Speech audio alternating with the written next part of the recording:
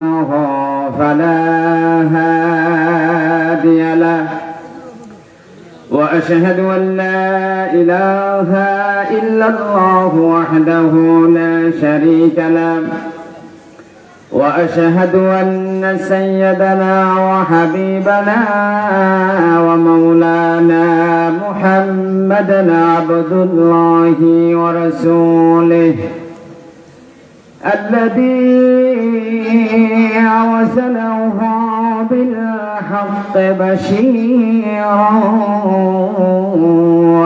ونذيرا وداعيا إلى الله بإذنه وسراجا منيرا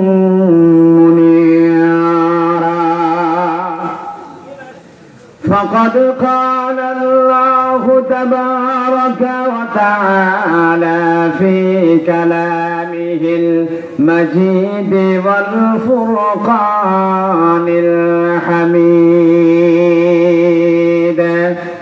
সবাই জবান ছেড়ে দিয়ে পড়ি আউযু বিল্লাহি মিনাশ শাইতানির রাজীম বিসমিল্লাহির রাহমানির রহিম ওয়া ইবাদুর الذين يمشون على الأرض هونا وإذا خاطبهم الجاهلون قالوا سلاما والذين يبيتون لربهم سجدا وقياما قال رسول الله صلى الله عليه وسلم المكفرات أطعم الطعام ولين الكلام وسن بالليل والناس نيام أو كما قال عليه الصلاة والسلام وقال الله تبارك وتعالى في شان حبيبه إن الله وملائكته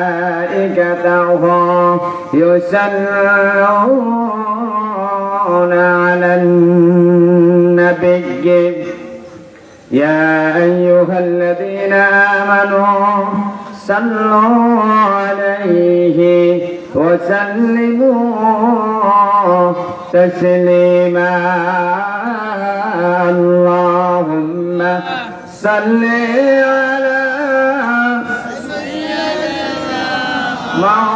مولانا محمد وعلى آل سيدنا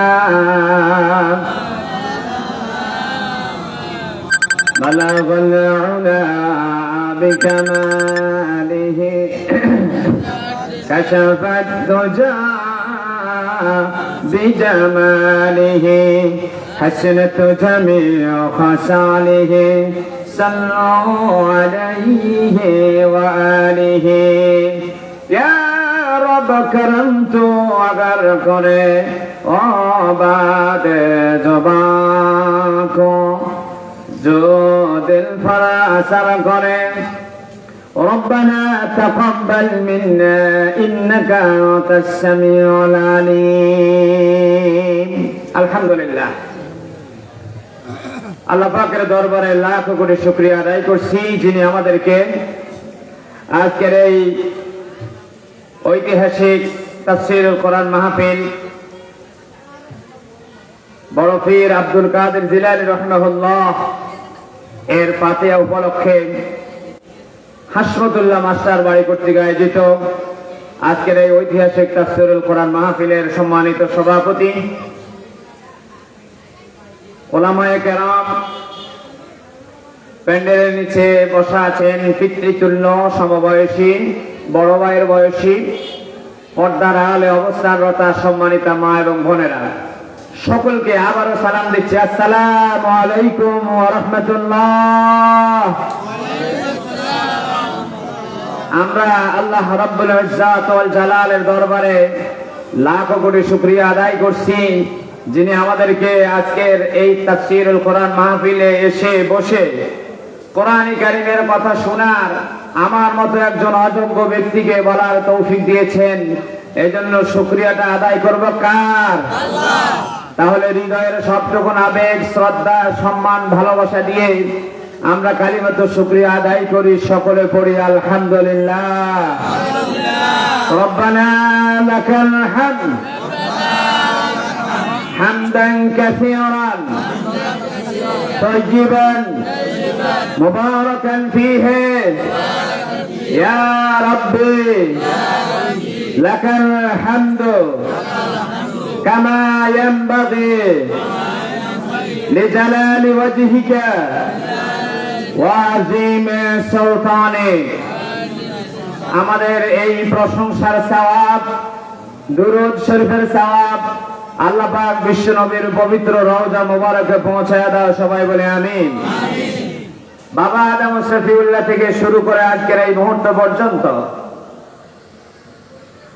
তামাম বিশ্বের মাটির নিচে যত মুমিন মুমিনাত, মুসলিমিন মুসলিমাত কবর বসে আছেন, আল্লাহ আমাদের পূর্বপুরুষ তাদের সকলের কবরে ইয়ার হাদিয়া পৌঁছায় দাও। সবাই বলে আমিন।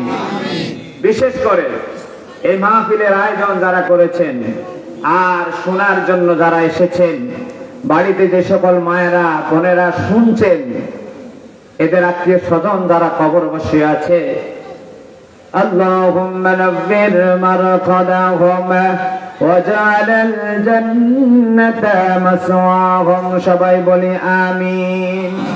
আল্লাহ তাআলা এই মাহফিলের আয়োজন যারা করেছেন আর শোনার জন্য যারা এসেছেন, তাদের আত্মীয় স্বজন যারা কবর বসে আছেন, তাদের কবরগুলোর সাথে জান্নাতের কানেকশনটা লাগায় দাও, আর তাদের কবরগুলোকে নূর দিয়া মুনাব্বার করে দাও। রব্বুল আলামিন জীবিত যারা আছেন, কিয়ামতের দিন এই মাহফিল আমাদের সকলের জন্য নাজাতের ওসিলা বানিয়ে দিও। আল্লাহ বলে আমিন। সম্মানিত তৌহিদি জনতা, আমি আপনাদের সামনে সূরাতুল ফুরকান, কোন সূরা? সবাই বলতে হবে কোন সূরা? এই মুরব্বির মনোযোগ কোন দিকে? আমরা কোন সূরাতে আলোচনা শুনবো ইনশাআল্লাহ? সূরাতুল ফুরকান। মাশাআল্লাহ, বারাকাল্লাহ। কোরআন শরীফের অনেকগুলো নাম আছে, একটা নাম হলো ফুরকান। সুবহানাল্লাহ। ফুরকান নামক যে সূরা, এই সূরা থেকে আজকে আমরা আলোচনা শুনবো ইনশাআল্লাহ। তাহলে আজকে আমরা কোরআন নামক দলিলের সূরা ফুরকান নামক খতিয়ান থেকে 24 নম্বর আয়াত নামক দাগ থেকে আলোচনা শুনবো ইনশাআল্লাহ। তাহলে দলিলের নাম কি? কোরআন শরীফ।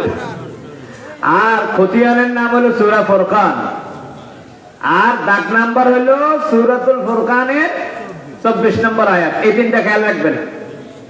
দলিল হলো কোরআন শরীফ। আপনার বাড়ি, আপনি যে বাড়িতে থাকেন ওই বাড়ির দলিল জানা আছে তো?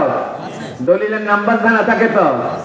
দলিলে কোন খতিয়ানে আপনি ভোগ করেন, কোন দাগে ভোগ করেন, এগুলা জানেন তো?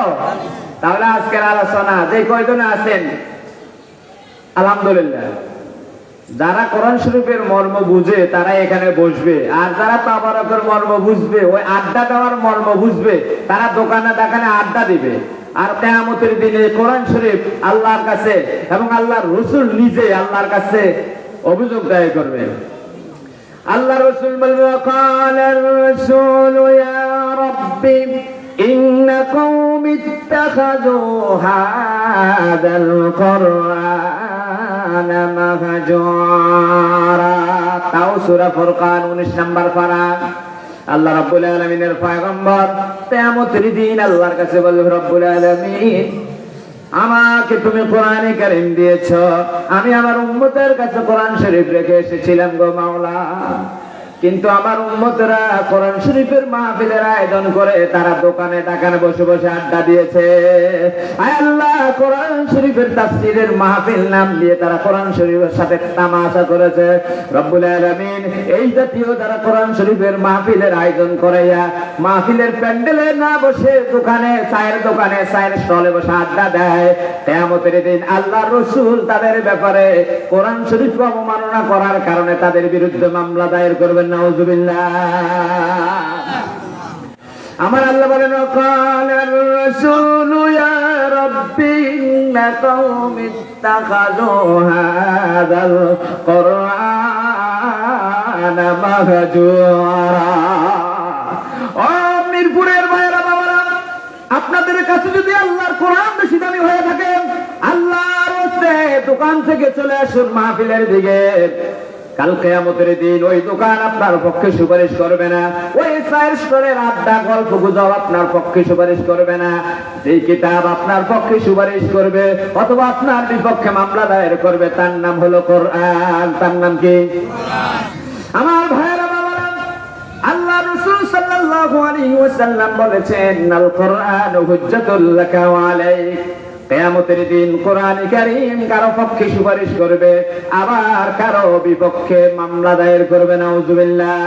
কোরআন শরীফ যদি আমার আপনার পক্ষে সুপারিশ করে তাহলে তো বেঁচে গেলাম, কিন্তু আল্লাহ না করুন এই কোরআন কারীম যদি আমার আপনার বিরুদ্ধে মামলা দেয়, দুনিয়ায় অনেক মামলা থেকে দুর্নীতি করে তারপরে আপনার কনস্পিরেসি করে জামিন নেওয়া যায়, নিম্ন আদালতের রায় পাল্টিয়ে হাইকোর্ট থেকে রায় নেওয়া যায়, হাইকোর্টের রায়কে পাল্টায় সুপ্রিম কোর্ট থেকে নতুন রায় নেওয়া যায়। কিন্তু কিয়ামতের দিন মামলার বাদী হবেন আল্লাহ রাসূল। 19 নম্বর পারার প্রথম পৃষ্ঠা আল্লাহ পাক বলেন, ওয়াকালার রাসূলু ইয়া রাব্বি, আল্লাহ রাসূল বলবে, হে আমার রব, ইন্না কওমি ইত্তাখাযু হাযাল কুরআনা মাহজুরা। আমার উম্মতের কাছে আমি কোরআন শরীফ রেখে এসেছিলাম, কিন্তু তারা কোরআন শরীফকে নিয়ে তামাশা করেছে, মস্কারা করেছে। আমার কোরআন শরীফকে অবমাননা করার কারণে আজকে আমি মামলার 1 নাম্বার বাদী। তাহলে কোরআন শরীফকে অবমাননা করলে মামলা করবে কে? আল্লাহর রাসূল। কোর্ট হলো আল্লাহর আদালত। মামলা কি গৃহীত হবে না প্রত্যাখ্যাত হবে? সুতরাং সাবধান, আপনার চায়ের স্টল, আপনার চায়ের দোকান সবকিছুকে ছেড়ে আল্লাহর রাস্তে কোরআন শরীফের কাছে চলে আসুন। আমার ভাইরা বাবারা, আপনাদের সামনে আমি সূরাতুল ফুরকানের 26 নম্বর আয়াতে কারিমা তেলাওয়াত করেছিলাম। ফুরকান মানে হলো ওই কিতাব, কোরআন শরীফের আল্লাহ পাক 57টি নাম দিয়েছেন, তার একটা নাম হলো ফুরকান। ফুরকান এর মানে হলো যেই কিতাব সত্য এবং মিথ্যা এই উভয়ের মাঝখানে সঠিক যেটা সেটা প্রতিষ্ঠা করে যেই কিতাব দিয়া, তার নাম হলো ফুরকান। সুবহানাল্লাহ। এই কোরআন শরীফ বলে দিয়েছেন আবু জাহেল মিথ্যা, মুহাম্মদ সাল্লাল্লাহু আলাইহি ওয়াসাল্লাম সত্য। এই কোরআন শরীফ বলে দিয়েছিল উতবা, সাইবা, রবিয়া, মুগীরা তারা মিথ্যার পথে আছে, আবু বকর, ওমর, ওসমান তারা সত্যের পক্ষে আছেন। আল্লাহ রাব্বুল আলামিন কোরআনে কারীমের অন্যতম একটা নাম দিলেন ফুরকান।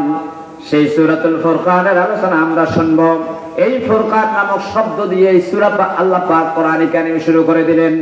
আল্লাহ রাব্বুল আলামিন বলেন, তাবারাকাল্লাযী নাযালাল ফুরকানা আলা আবদিহি লিয়াকুনা লিল আলামিনা নাযীরা। জবান ছেড়ে দিয়ে পড়ি সুবহানাল্লাহ। বরকতময় সেই মহান আল্লাহ যিনি তার বান্দা মুহাম্মদ সাল্লাল্লাহু আলাইহি ওয়াসাল্লামের উপর ফুরকান নাযিল করেছেন। সুবহানাল্লাহ। তাহলে কোরআন শরীফের অনেকগুলো নাম আছে, একটা নাম হলো ফুরকান। এই ফুরকান নামক সূরার 24 নম্বর আয়াত থেকে আমরা আলোচনা শুনবো ইনশাআল্লাহ। আমার ভাইয়েরা বাবারা, আকাশের নিচে জমিনের উপরে সবচাইতে বেশি যেই কিতাব তেলাওয়াত করা হয় তার নাম হলো কোরআন শরীফ। তাহলে ফুরকানের অর্থ বুঝলাম, কোরআন শরীফের অর্থটাও বুঝি। কোরআন মানে হলো পঠিত। কোরআন শরীফের দুইটা অর্থ, কর্ণন এবং করউন। কর্ণন থেকে যদি হয় তাহলে হবে অর্থ সংযুক্ত, আর করণ যদি থেকে হয় তাহলে অর্থ হবে ফটিত। দুটোটাই অর্থে গ্রহণযোগ্য। এই পৃথিবীতে যত আসমানি কিতাব নাজিল করেছেন তার ভিতরে সবচাইতে যে কিতাবটি বেশি তেলাওয়াত হয়েছে তার নাম হলো কোরআনে কারীম। নাজিল হওয়ার পর থেকে শুরু করে কিয়ামত পর্যন্ত যেই কিতাব তেলাওয়াত হতেই থাকবে সেই কিতাবের নাম হলো কোরআন। এটার আরেকটি অর্থ হলো সংযুক্ত। আল্লাহর কোন বান্দা যদি কোরআন শরীফের সাথে সম্পর্ক রাখে, সংযুক্ত হয়ে যায়, ওই বান্দার সাথে সরাসরি আল্লাহ রাব্বুল আলামিনের সম্পর্ক হয়ে যাবে। সুবহানাল্লাহ। সুতরাং বুঝা গেল কোরআনের একটা অর্থ হলো এটা এমন এক কিতাব, এই কিতাবকে যারা ফলো করে এই কিতাবের মাধ্যমে মহান স্রষ্টার সাথে বান্দার সম্পর্ক হয়ে যায়। ও দোকানে যারা বসে আছেন ভাইরা আসুন, আমরা কোরআন শরীফ শুনি, আর এই কোরআন শরীফের মাধ্যমে আমাদের মাওলার সাথে আমাদের গভীর সম্পর্কটা জড়ায় নেই। রাজি আছি তো ইনশাআল্লাহ? আমার ভাইরা বাবারা, এই কোরআন কারীম এত দামি, এত ফজিলত, এত বরকত, এত রহমত। আল্লাহ রাব্বুল আলামিনের পয়গম্বর জনাব মুহাম্মদুর রাসূলুল্লাহ সাল্লাল্লাহু আলাইহি ওয়াসাল্লাম 40 বছর পর্যন্ত বিশ্বনবী ছিলেন আব্দুল্লাহর ছেলে মুহাম্মদ। যখন কোরআন শরীফ তার উপর নাযিল হয়ে গেল তখন আল্লাহ পাক বিশ্বনবীকে আর আব্দুল্লাহ বলা মুহাম্মদ ডাকেন না, ডাকেন মুহাম্মদুর রাসূলুল্লাহ। কোরআন কারীম এতটা পাওয়ারফুল, 40 বছর পর্যন্ত মুহাম্মদুর রাসূলুল্লাহ সাল্লাল্লাহু আলাইহি ওয়াসাল্লাম ছিলেন মক্কার জমিনে পরিচিত আব্দুল্লাহর এতিম ছেলে মুহাম্মদ।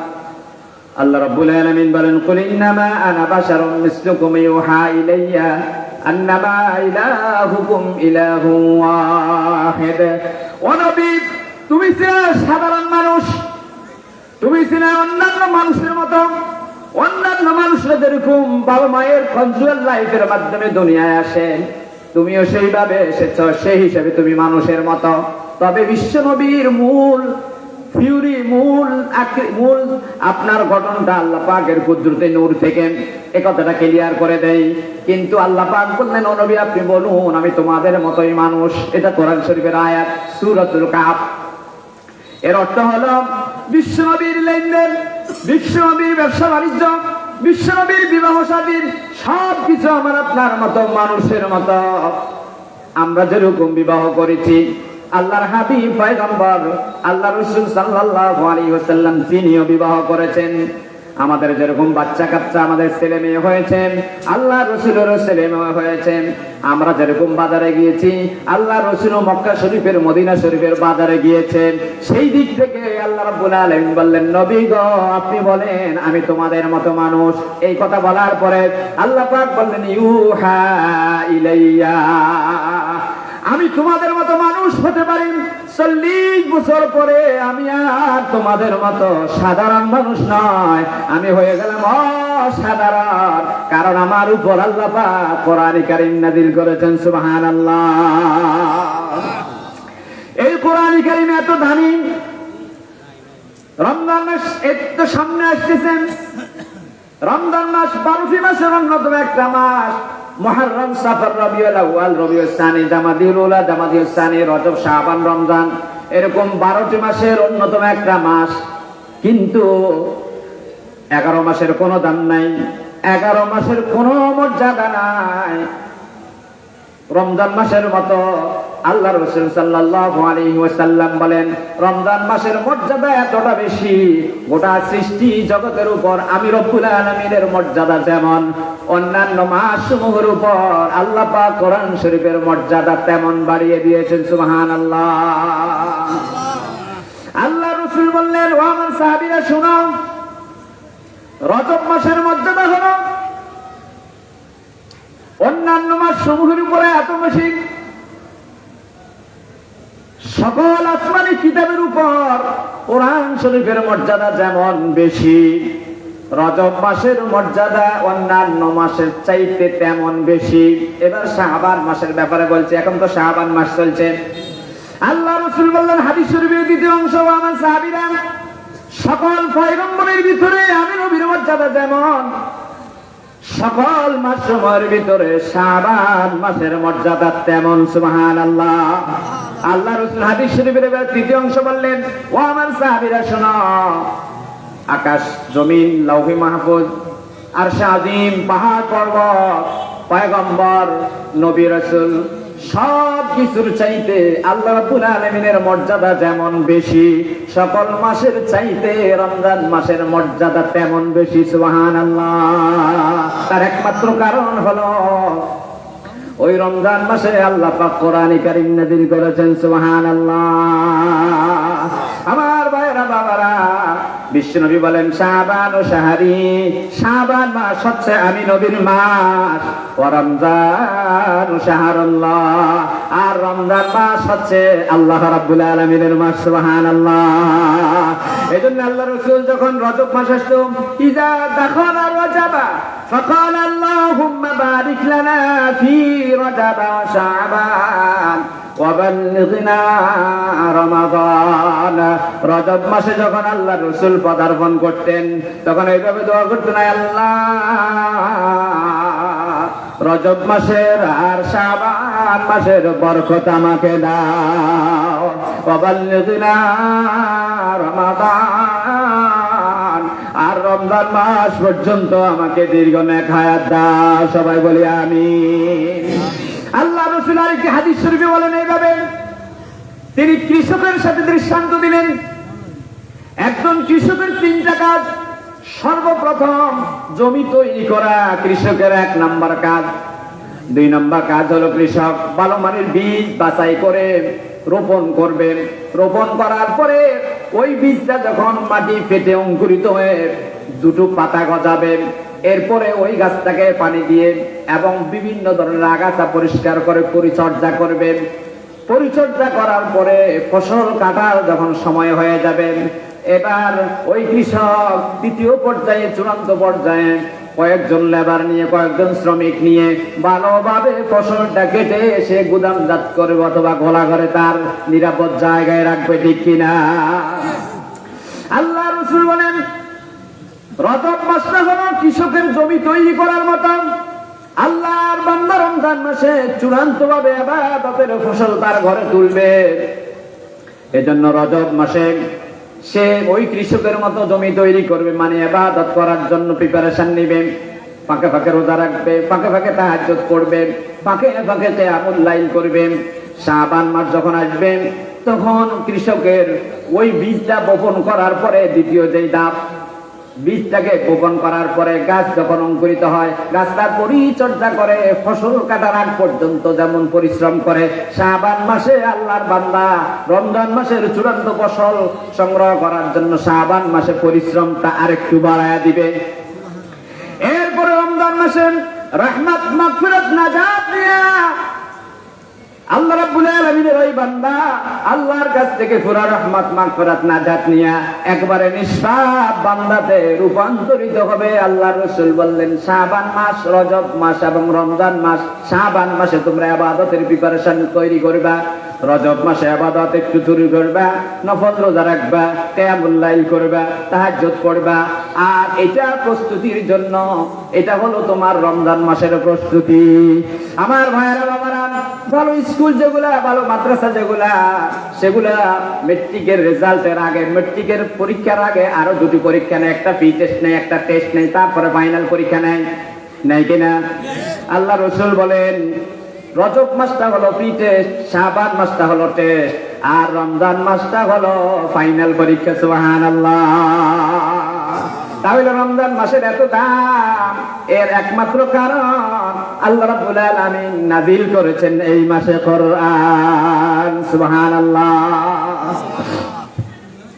এই কোরআন শরীফ এত পাওয়ারফুল, এত দামি, 5 টাকা 10 টাকা দামের কাপড় এই কোরআন শরীফের সাথে যখন লেগে যায়, ওই কোরআন শরীফের সাথে লেগে থাকার কারণে ওই কাপড়টা যদি মনের অজান্তে পায়ে লেগে যায়, আল্লাহর কোন বিবেকবান বান্দার স্থির থাকতে পারে না, সাথে সাথে নিয়ে চুমু খায়। খায় কিনা? কেন খায়? কারণ এটা কোরআন শরীফের সাথে লেগেছিল। অথচ 100, 150, 500 জাপানি ডলার পাঞ্জাবি গায়ে দিছে, কিন্তু এটার ওয়াশরুমে নিয়ে পা দিয়ে কত না ছটা ছটে, ঠিক কিনা? কিন্তু এই জুলদানটা হাত দিয়ে অত্যন্ত শ্রদ্ধার সাথে এই জুলদানটা ধোয়, কারণ কি? এটা কোরআন শরীফের সাথে লেগেছে। সুবহানাল্লাহ। আমার ভাইরা, এই রমজান মাস গতানুগতিক 12টি মাসের মতো একটা মাস, কিন্তু এর দামটা এত বেড়ে গেল। রমজান মাসে একটা নফল যদি আদায় করে, অন্য মাসে 70টা নফল আদায় করলে যে সওয়াব পাইতো, রমজান মাসে একটা নফল আদায় করলে অন্য মাসে 70টা নফল আদায় করার সমান সওয়াব পাবে। কারণ কি? কারণ হলো কোরআন শরীফ, ঠিক কিনা?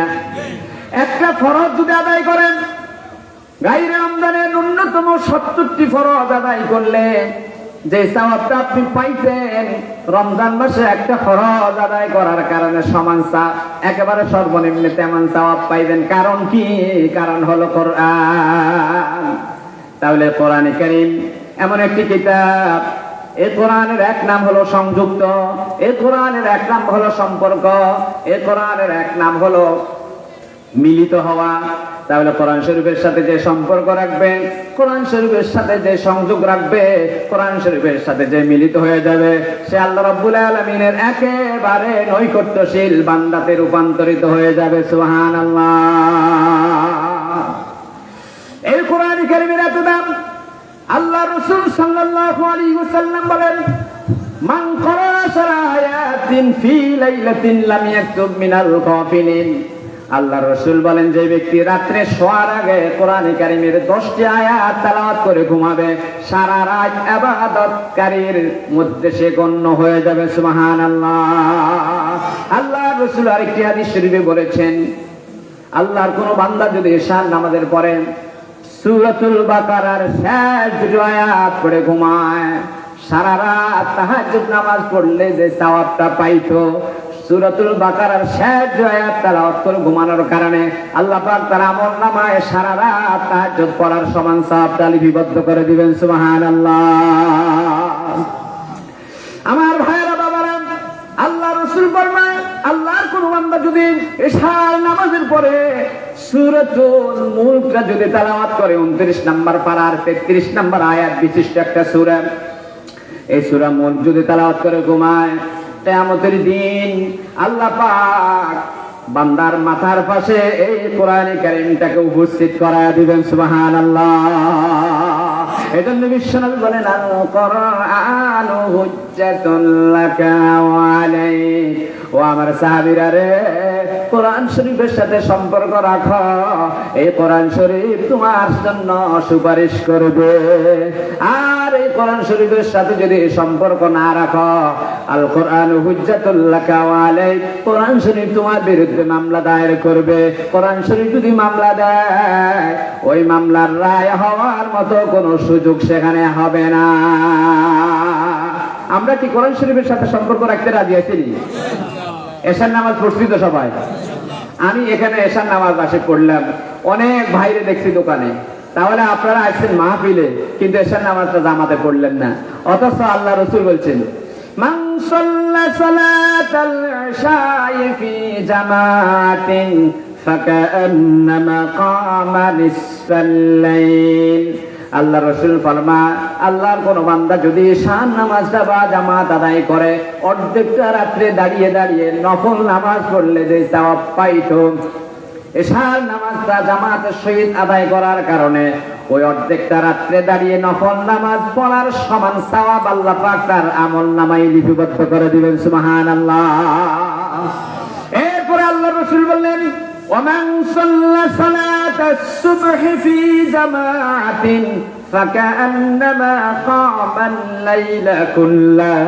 আল্লাহ রাসূল বলেন, কেউ যদি এশার নামাজের পরে ফজরের নামাজটাও বা জামাত আদায় করে, বাকি অর্ধেকটা রাত্র, এশার কারণে অর্ধেকটা রাত্র, ফজরের কারণে বাকি অর্ধেকটা রাত্র, ফাকান্নামা কামাল লাইলা কুল্লা, পুরা রাত্রটাই নফল নামাজ পড়লে যে সওয়াব পাইতো আল্লাহ পাক তার আমলনামায় সেই সওয়াবটা লিপিবদ্ধ করে দিবেন। সুবহানাল্লাহ।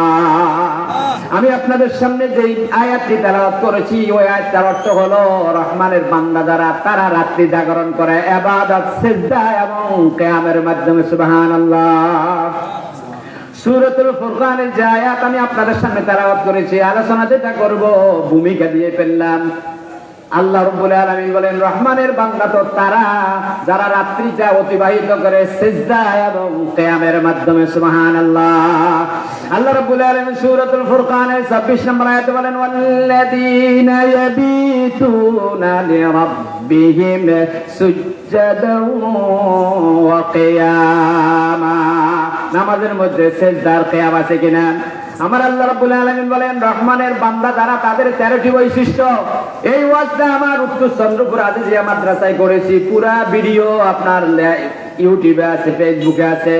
সেখানে শেষটার আলোচনা করেছিলাম 13 নম্বরটা, এখানে আলোচনা করতেছি 4 নম্বরটা।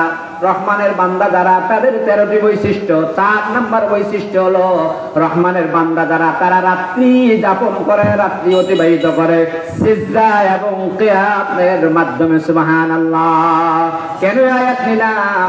আমাদের দেশে অনেক ভাই বলে সবে বরাত বলতে কিছু নেই। ও ভাই, ও বাবা, যতগুলো দলিল দিবে এখন থেকে সবগুলো রাত্রির ইবাদতের বিষয়ে। সুবহানাল্লাহ। আমার ভাইরা বাবারা, যে কথাটা বলতে চেয়েছিলাম, আল্লাহর কোন বান্দা যদি ফজর আর ঈশার নামাজটা বা জামাত আদায় করে পুরোটা রাত্রে দাঁড়িয়ে দাঁড়িয়ে নফল নামাজ আদায় করলে যে সওয়াব পাইতো সেই সওয়াবটা পাবে। হাসরের ময়দানে যখন আমলনামাটা দেওয়া হবে মানুষগুলো বলবে মালি হাদাল কিতাবে লা ইউগাদিরু সগীরাতান ওয়ালা কাবীরাতান ইল্লা আহসাহা ওয়া ওয়াজাদু মা আমিলু হাদিরান ওয়ালা ইয়াজলিমু রাব্বিকা আহাদা। আল্লাহ রাব্বুল আলামিন সূরাতুল কাহাফ 15 নম্বর পারার 18 নম্বর পৃষ্ঠায় বলেন হাসরের ময়দানে যখন বান্দার আমলনামাটা উপস্থাপন করা হবে বান্দা তখন দেখবে মালি হাযাল কিতাব। সে বলবে কি রে, এমন ধরনের কেমন ধরনের কিতাব দিল? কিতাব মানে হলো লিখিত আমলনামা। লা ইউগাদিরু সগীরাতান ওয়ালা কাবীরা। ছোট কোনো কাজ করেছি তাও বাদ পড়ে নাই, বড় কোনো কাজ করেছি তাও বাদ পড়ে নাই। সবদের পুঙ্খানুপুঙ্খ রূপে এই আমলনামায় লিপিবদ্ধ হয়ে আছে। বিশ্বাস হয়নি? আল্লাহ রাব্বুল আলামিন বলেন কুল্লু ইনসানিন আলজামনাহু তায়রাহু ফি উনুকিহি ওয়া নুখরিজু লাহু ইয়াওমাল কিয়ামাতি কিতাবান ইয়ালকাহু মানশুরা। 15 নম্বর পারার 2 নম্বর পৃষ্ঠায় সূরাত বনী ইসরাঈল আল্লাহ পাক বলেন প্রত্যেক মানুষের গলায় আমি সিসি ক্যামেরা ঝুলিয়ে রেখেছি। কি ক্যামেরা? CC camera. 2 জন ফেরেশতা আছেন, তাদের সাথে অটো ক্যামেরা, সিসি ক্যামেরা আছে। ওই ক্যামেরাটা গলায় ঝুলানো আছে, দেখা যায় না। আল্লাহ রাব্বুল আলামিন বলেন কুল্লু ইনসান, ইনসান মানে হলো মানুষ। প্রত্যেকটি মানুষের গলায় আমি অটো ক্যামেরা ঝুলিয়ে রেখেছি। ভয়ঙ্কর এক আয়াত। বন্ধুরা আমার, বাবারা আমার, দুনিয়ার সিসি ক্যামেরা সুইচ অফ করে দেওয়া যায়। ইলেকট্রিক লাইন কেটে দিয়ে আপনার সিসি ক্যামেরার নিয়ন্ত্রণকে আপনি নিয়ন্ত্রণ হারা হয়ে যেতে পারেন, যায় কিনা? কিন্তু আমার রব্বুল আলামিন আমার আপনার গলায় যে সিসি ক্যামেরা লাগিয়েছেন দুনিয়ার কোনো শক্তি নাই এটাকে অকার্যকর করার। একটা উদাহরণ দেই, সিসি ক্যামেরা যে আছে এটা বিশ্বাস কেমনে করবেন? আল্লাহ পাক সূরাতুল বাকারার প্রথম আয়াতে বলেন আল্লাযীনা ইউমিনুনা বিল গায়বি ওয়া ইউকিমুনাস সালাহ।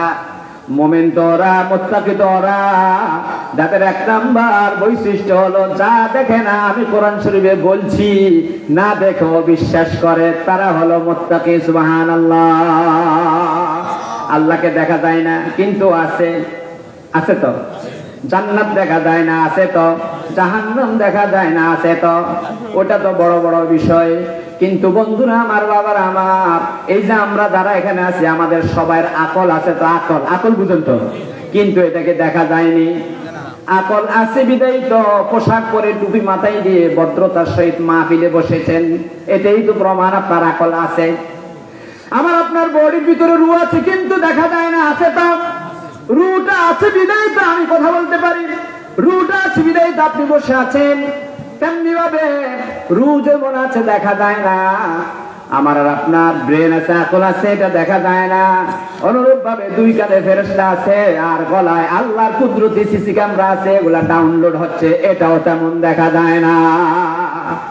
এবার আমার আপনার এই ডাউনলোডকৃত এই সিসি ক্যামেরা ধারণকৃত ভিডিও যে কিতাব আমাকে আপনাকে দিবে পড়ার জন্য, আল্লাহ পাক বলবেন ইকরা কিতাবাকা কাফা বিনাফসিকাল ইয়াওমা আলাইকা হাসিবা। আল্লাহ পাক বলবে রে বান্দা পড়, আজকে এভিডেন্সের জন্য, প্রমাণের জন্য আর গোয়েন্দা রিপোর্টের দরকার নেই। গোয়েন্দা রিপোর্ট দুনিয়াতে যা আমার ফেরেশতারা করেছে, এখন তুমি নিজে পড়ো। যখন পড়বে সে তখন হতবাক হয়ে যাবে, আল্লাহ এশার নামাজটা জামাতের সহিত পড়েছি, তুমি কত দয়া করেছ, তুমি কত মায়া করেছ, মেহেরবানি করেছ। আল্লাহ সূরাতুল বাকারার শেষ দুটো আয়াত তেলাওয়াত করে ঘুমিয়েছিলাম, আল্লাহ গো আয়াতুল কুরসিটা পড়ে ঘুমিয়েছিলাম, আল্লাহ সূরা হাশরের শেষ তিনটা আয়াত পড়ে ঘুমিয়েছিলাম। ও মাওলা, আমি তো মনে করেছি এটা যতটুকু তেলাওয়াত করেছিস প্রত্যেকটি হরফের বিনিময়ে তুমি 10 দিবা, কিন্তু তুমি তো তা করো না, তুমি তো এটাকে বহু গুণে বাড়ায়া পুরা রাত্রটাই আমার ইবাদতের ভিতরে গণ্য করে দিয়েছ। আমার আল্লাহ রাব্বুল আলামিন বলেন আম্মান হুয়া কানিতুন লাইলি সাজিদান ওয়া কাইমান ইয়ারজাউল আখিরা ওয়া ইয়ারজু রাহমাতাহু। আল্লাহ রাব্বুল আলামিন 23 নম্বর পারার 18 নম্বর পৃষ্ঠায় বলেন ওই মানুষগুলো হলো সেরা ওদের চাইতে যেই মানুষগুলো রাত্রে এশার নামাজ পড়লো না, কোরআন শরীফ পড়লো না, চায়ের দোকানে টেলিভিশনের সামনে ফেসবুক ইউটিউব নিয়ে ব্যস্ত ছিল, এশার নামাজটা পড়ে নাই, ওই মানুষগুলোর চাইতে সেরা মানুষ হলো ওরা যারা রাত্রিটার কিছু অংশে ইবাদতের মাধ্যমে, কিছু অংশটা ঘুমের মাধ্যমে আদায় করে, রাত্রের হকটা আদায় করেছে। আম্মান হুয়া কানিতুন নানা আল-লাইলি সাজিদান, সাজিদান মানে হলো সিজদা দিয়েছে, কাইমান কিয়াম করেছে, ইয়াহযারুল আখিরা পরকালের ভয়ঙ্কর শাস্তিকে ভয় করেছে, ওয়ারজু রাহমাতাহু আল্লাহ পাকের রহমত কামনা করে ঘুমিয়েছে। ওই মানুষগুলো ওদের চাইতে দামি যারা এই কাজটা করে নাই।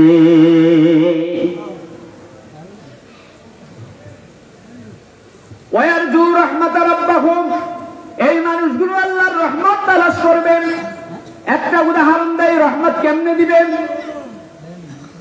আপনারা আমরা যারা চাকরি করি, যেমন মনে করে আমার 47 সালের 48 সালের 1 জানুয়ারিতে আমার চাকরি শেষ হয়ে যাবে, সরকার বাহাদুর যা দিবেন তা হয়তো বেঁচে থাকলে খেতে পারবো, যদি না বাঁচি খেতে হতে পারবো না। কেউ যদি 80 বছর বাঁচে তাহলে 20 বছর সে পেনশন ভোগ করতে পারেন, তাহলে 60 বছর পর্যন্ত 30 থেকে শুরু করলে 60 বছর পর্যন্ত 30 বছর চাকরি করলেন, আল্লাহ পাক আপনাকে 80 বছর হায়াত দিলে পেনশন খাইলেন 20 বছর। কিন্তু আমার আল্লাহ রাব্বুল আলামিন বলেন, এরে বান্দা রাত্রে যদি ইবাদত করস, কোরআন শরীফের উপর যদি আমল করস, ওই আমলগুলোকে আমি আল্লাহ এত বেশি প্রবৃদ্ধি করব, ওয়ারজু রাহমাতাহু, এরে বান্দা তোর ওই প্রত্যেকটি আমল দ্বারা আমি জান্নাতের এক একটি নাজনামতে রূপান্তরিত করে ফেলবো। সুবহানাল্লাহ। আল্লাহ রাব্বুল আলামিন 27 নম্বর পারা 17 নম্বর পৃষ্ঠায় বলেন ইয়াউমা তারাল মুমিনিনা ওয়াল মুমিনাতি ইয়াসানুরুহুম বাইনা আইদিহিম ওয়া বিআইমানিহিম বুশরাকুমুল ইয়াউমা জান্নাতুন তাজরি মিন তাহতিহাল আনহার। আল্লাহ রাব্বুল আলামিন বলেন, কিয়ামতের দিন ও বান্দা, তোমরা যে যে ইবাদত করেছিলা, এক একটা ইবাদত দিয়ে এক এক ধরনের নাজ নেয়ামত আমি আল্লাহ তোমাদেরকে উপভোগ করাবো। সুবহানাল্লাহ। নামাজের মতো ইবাদত দিয়ে নূর বানাইয়া ফুলসিরাত পার করার মতো ব্যবস্থা করে দেব। সুবহানাল্লাহ। আমার ভাইরা, সূরা আলে ইমরান পারা নাম্বার 3 পৃষ্ঠা নাম্বার 11 নম্বর পৃষ্ঠায় এবং 10 নম্বর পৃষ্ঠায় লম্বা 3 আয়াত আল্লাহ পাক নাযিল করেছেন। যারা রাত্রে ইবাদত করে তাদের কি পাওয়ার, তাদের কি ফজিলত, তাদের কি সম্মান আল্লাহ পাক দিবেন। আল্লাহ পাক বললেন, মানুষের লোভনীয় জিনিস হলো প্রথমত যুইকিনা লিন্নাস হুব্বুশ শাহাওয়াত। একজন মানুষ যখন যৌবনে পদার্পণ করে, ওই ব্যক্তির কাছে টাকা পয়সার চাইতে একজন সুন্দরী রমণী বউ তার বেশি পছন্দ। কথাগুলো খুব খেয়াল করেন। হুব্বুশ শাহাওয়াতি মিনান নিসা, নিসা মানে হলো রমণীর বউ, ইমরাতুনের বউ, নিসা। মানুষ যখন যৌবনে পদার্পণ করে, মানুষের এক নম্বর চাওয়া পাওয়া হয়, আমি যদি একটি ভালো পরিবারে ভালো একটা রূপসী, সুনয়না, সুদন্তা, সুহাসিনী, সুকোষিনী, রূপের গৌরবে গৌরবান্বিতা, বংশের আভিজাত্য গৌরবে আভিজাত্যা এমন একটা মেয়ে যদি বিবাহ করতে পারতাম, এটা হলো কোনো বান্দার প্রথম চাহিদা।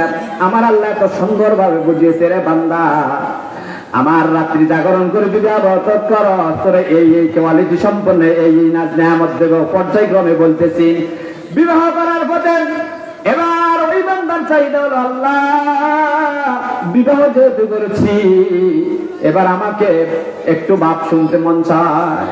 মেয়েরা বিবাহ হওয়ার পরে মা ডাক শুনতে মন চায়। ওয়ালবানিনা, তোর দ্বিতীয় চাহিদা হলো, চাওয়া পাওয়া হলো ছেলে মেয়ে। এরে বান্দা, 3 নম্বর চাওয়া পাওয়া হলো স্ত্রীর গয়নাগাটি দেওয়া, একটু ভালো মানের একটা বাড়ি করা। হুব্বুশ শাহাওয়াতি মিনান নিসাই ওয়াল বানিনা ওয়াল কানাতিরিল মুকান্তারা, একটা ঢাকা একটা বাড়ি হলে, চিরাং একটা বাড়ি হলে, লক্ষ্মীপুর শহর যদি একটা বাড়ি হয়ে যায়, এরে বান্দা, তোর 3 নম্বর চাওয়া পাওয়া থাকে তোর এগুলো। বাড়িও যখন হইলো, এবার একটা দৌড়াদৌড়ি করার জন্য, ঘোরার জন্য, ওয়াল খাইলিল মুসাওয়ামাতি ওয়াল আনামি ওয়াল হাস। ওই জামানায় মানুষগুলো বেশি ভ্রমণ করতো উঠে আর ঘোড়ায়। এই জামানার মানুষগুলো হেলিকপ্টার, হেলিকপ্টার অথবা পাড়েরও গাড়ি, এরকম গাড়ির চাওয়া পাওয়া আছে কিনা মানুষের?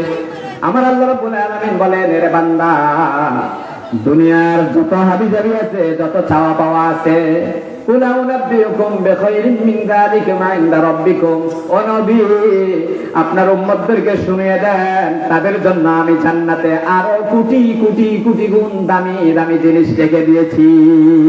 তবে তাদের ভিতরে এই বৈশিষ্ট্যগুলো থাকতে হবে। আল্লাযীনা ইয়াকুলুনা ইন রাব্বানা فاغفر لنا ذنوبنا وقنا عذاب النار الصابرين والصادقين والقانتين والمنفقين والمستغفرين بالأسحار। দুনিয়ায় তোমার যত চাওয়া পাওয়া আছে, এই সব চাওয়া পাওয়ার চাইতে কোটি কোটি গুণ দামি জিনিস দেব। 5টি বৈশিষ্ট্য যদি তোমাদের কাছে থাকে, শেষ 5 নাম্বার বৈশিষ্ট্য হলো, গভীর রজনীতে উঠে যদি, রাত্রি জাগরণ করে যদি, সেজদায় লুটিয়ে কিয়াম করে যদি 2 চোখের পানি ফেলে দিতে পারো, আমি আল্লাহকে যদি খুশি করতে পারো, আমি আল্লাহ রাব্বুল আলামিন দুনিয়ায় তোমাদের চাওয়া পাওয়া তার চাইতে আরো কোটি কোটি গুণে দামি জিনিস তোমাদের জন্য রিজার্ভ রেখে দিয়েছি। সুবহানাল্লাহ। আল্লাহ রাব্বুল আলামিন বলেন, ইন্না শানাহুন্না ইনশাআ ফাজআলনাহুন্না আবকারা। সূরাতুল ওয়াকিয়া। আল্লাহ পাক বলেন, যারা রাত্রে সূরা ওয়াকিয়া পড়ে মাগরিবের নামাজের পরে, কি নামাজের পরে? মাগরিবের নামাজের পরে যারা সূরাতুল ওয়াকিয়া পড়বেন, এই মানুষগুলোর রিজিকের অভাব হবে না। রিজিক এক জিনিস, আর গাড়ি বাড়ির মালিক আরেক জিনিস। রিজিক তো ওটাই যা আপনি খেতে পারেন, কিন্তু গাড়ি বাড়ির মালিক আপনি খেতে পারেন না, ওটা রিজিক না, ওটা শুধু আপনি দেখে শোক আর মালিকানার সুখ ভোগ করেন। আল্লাহ রাব্বুল আলামিনের পয়গম্বর বলেন, যারা সূরা ওয়াকিয়া পড়বে মাগরিবের পরে, এই মানুষগুলোর রিজিক অভাব অনটন হবে না, খেয়ে মরবেন। হযরত ওসমান রাদিয়াল্লাহু তাআলা আনহু তিনি যখন খলিফা আব্দুল্লাহ ইবনে মাসউদ তিনি তখন অসুস্থ। আব্দুল্লাহ ইবনে মাসউদের কোনো ছেলে নেই, 3টা মেয়ে। আব্দুল্লাহ ইবনে মাসউদের বাড়িতে গেলেন মাগরিবের টাইমে দেখার জন্য। হযরত ওসমান তখন খলিফা। হযরত আব্দুল্লাহ ইবনে মাসউদকে বললেন, আমি কি তোমার জন্য একজন ডাক্তার ডাকবো নাকি? বললেন, কাকে ডাক্তার ডাকবেন? মূল ডাক্তারে তো আমাকে অসুস্থ বানাইছে। ডাক্তারকে? আল্লাহ। মূল ডাক্তারে তো আমাকে অসুস্থ বানিয়েছেন।